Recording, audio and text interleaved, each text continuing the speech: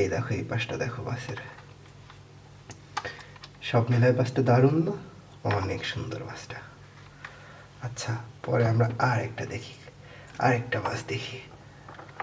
ও বাবা, এটা হচ্ছে গ্রিন লাইন। কি কালারের গ্রিন লাইন? তোমরা কি গাড়ির রং জানো? গাড়ির রংটা কি? গাড়ির রংটা আকাশি কালার বা ব্লু কালার, তাই না? গাড়িতে 6টা চাক্কা, চাক্কাগুলো আবার এরা অরেঞ্জ কালারের চাক্কা করছে। অরেঞ্জ মানে কি জানো?